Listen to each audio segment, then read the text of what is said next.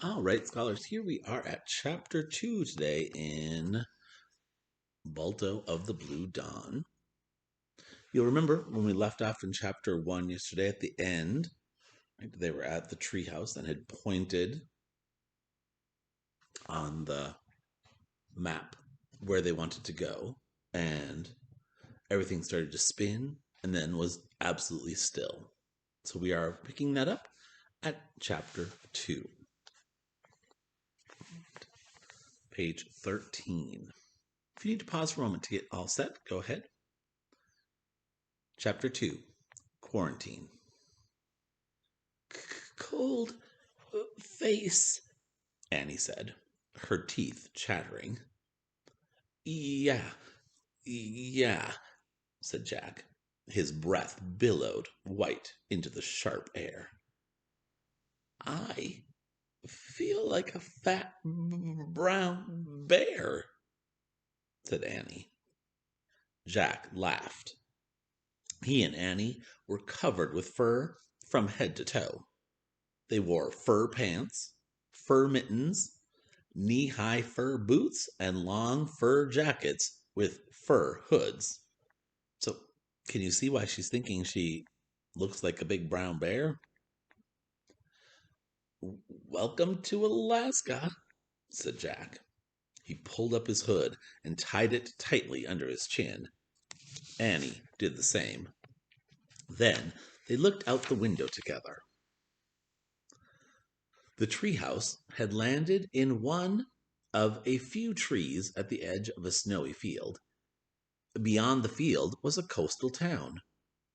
The winter sun was setting over an ice-covered sea. I wonder why we're needed to save lives here, said Jack. Do you think something scary is about to happen? Said Annie. Scary, said Jack. Like an earthquake or a volcano, said Annie. Uh, I don't know, Jack said. He picked up their guide to the Alaskan territory. He pulled off one of his fur mittens, opened the book, and read. About 12,000 years ago, people and their dogs crossed a land bridge over the Bering Sea from Russia into Alaska. When they reached Alaska, they became the first humans and dogs to live in North America. Cool, said Annie. I like the dog part. Jack kept reading. Until Russian explorers came to Alaska a few hundred years ago, only native Alaskan people lived there. For thousands of years, the native people survived by making use of the few resources of the rugged, icebound land. Wow, they must be tough people, said Annie. No kidding, said Jack. He read more. In the late 1800s, the United States purchased Alaska from Russia, and it became a territory of the U.S. Oh, that's why this guide is called the Territory of Alaska, said Jack. It's from 1925. That's before Alaska became a state. Got it, said Annie. Okay, let's go find some lives to save. Oh, wait, said Jack. Where's our magic? Check your pockets, said Annie. Annie pulled off her mittens, and they both reached into the big side pockets of their parkas. Oh, got it, said Jack, as he pulled out the tiny gold box. Me too, said Annie, and she held up the tiny stone box. Gold dust, stardust, said Annie. One to save lives, one to make everyone forget that we saved lives. Yup, said Jack. Let's not lose them. They tucked the boxes back into their pockets and put their mittens on. As Annie started down the treehouse ladder, Jack crammed the Alaska guide into another one of his pockets. Then he clumsily followed Annie down the rope ladder in his bulky clothes. As they started across the snow covered field, their boots squeaked in the snow. Jack's throat hurt from breathing the dry, cold air. In the fading winter light, they crossed a bridge and walked along a frozen creek until they came to a boardwalk that ran along the ice-bound seashore. A sign said Front Street. The town was empty. There were no old cars and or wagons, only piles of ice and snow. As Jack and Annie tramped through the snow, they passed stores and saloons and restaurants with crooked signs and broken windows. They all looked abandoned. There were only a few shops that looked as if they were closed but still might be in business. Gnome Pharmacy, Gnome Laundry, and Gnome Bakery. I guess we're in Gnome, said Annie.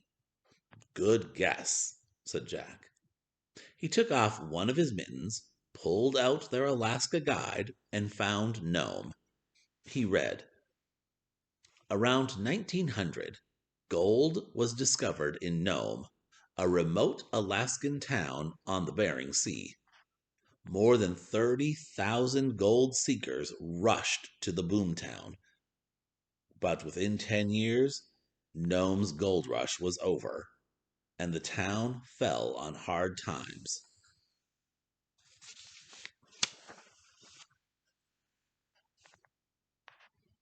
Then, scholars, there's a picture, right, of them walking down Front Street in Nome. Hard times. No kidding, said Annie. Nome looks more like a ghost town than a boom town. Let's keep going, said Jack. He pulled his mitten back on and put their guide in his pocket. As he and Annie kept walking down the snow-covered boardwalk, they passed the Dream Movie Theater and the Golden Gate Hotel. Both had signs that said, temporarily closed. Finally, they came to a white two-story wooden building that looked like somebody's house. They could see lights and people inside. The black sign above the front door said Maynard Columbus Hospital. Well, at least there are a few people in town, said Annie. But why is the hospital the only place that seems open? Said Jack. Yeah, weird, said Annie. They walked down the boardwalk until they came to a schoolhouse with a sign that said, No school, quarantine. Uh-oh, said Jack. Quarantine? Asked Annie. It means you're supposed to stay home so you won't spread a bad disease that's going around, said Jack. Scholars, does that sound familiar? Right? We're trying to all kind of quarantine and not be in school, right? To try to keep everyone from spreading a bad disease that's going around, right? We kind of have some quarantining going on here right now ourselves. Maybe that's why everything is closed, said Annie. I wonder what the disease is. I don't know, said Jack. But if we go back to the hospital, we can ask someone there. In the twilight, Jack and Annie hurried up the boardwalk to the entrance of the small hospital. When they stepped through the front door, they found a cold waiting room filled with people bundled in fur parkas and boots. Some seemed quite ill, slumped down in their chairs with their eyes closed. Others looked disappointed when they saw Jack and Annie, as if they were waiting for someone else. Only one person stepped forward to greet them. A boy about 14 or 15 years old stared at them with dark, questioning eyes. Uh, who are you? He asked. Our names are Jack and Annie, said Annie. Are you sick with diphtheria? The boy said. Annie shook her head. No, uh, we just arrived from the United States. Ex- excuse me a second. She turned away from the boy and whispered to Jack, uh, what's diphtheria exactly? It's a dangerous disease from the past. That must be what the quarantine is for, Jack whispered. We can't catch it. We had vaccines. Annie turned back to the boy.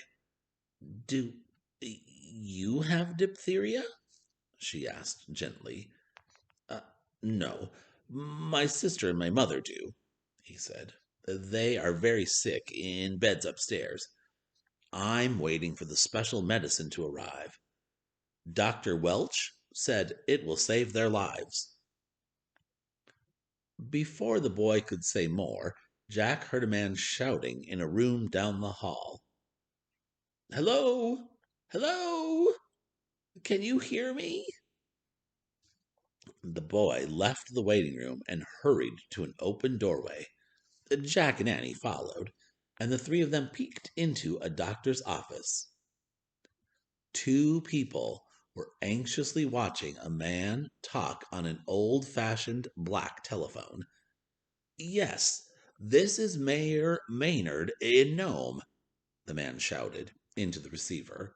Has the musher arrived with the medicine package yet?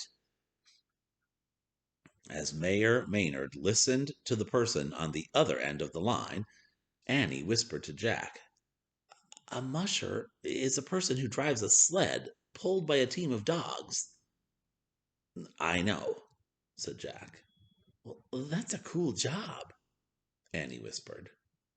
No, listen to me, Mayor Maynard yelled into the phone. If Gunner Kaysen arrives at the roadhouse in Solomon, keep him there. Do not let him and his team move on. We can't risk losing the medicine. We're expecting a huge blizzard tonight, sweeping down from the Arctic. So, scholars, this part's really important. Right? The mayor is saying, keep Gunner Kaysen there in Solomon because of the storm that's coming. A huge blizzard sweeping down from the Arctic. That's not good news, thought Jack. We cannot lose that medicine, said the mayor. 5 have died already. There are at least 20 more cases, possibly 50. The Board of Health believes it is better to delay it than to risk losing it altogether. Tell Kaysen to wait until further word. No, you can't delay it, the boy said, barging into the office. Gunner Kaysen must keep going. The medicine has to get here soon. I don't have a choice, Okie, said the mayor, hanging up the phone. It's what the Board of Health has ordered. The boy turned to a large, rosy cheeked woman. Nurse Morgan, please, don't let them delay, he said. He sounded near tears. It's going to be all right, Okie, Nurse Morgan said, patting him on the shoulder. Please go back to the waiting room. Don't worry, said a gray haired man in a white coat. I promise you, everyone is working night and day to fight this epidemic. Dr. Welch, my sister and mother need the medicine now, or they will die, said Okie. Even in a blizzard, I know Gunner Kaysen can keep running. You must leave us to do our work, said Dr. Welch. He gently took the boy by the arm and led him back into the hall, where Jack and Annie were waiting. Everything will be fine. Try to get some rest, son. We don't want you to get sick, too.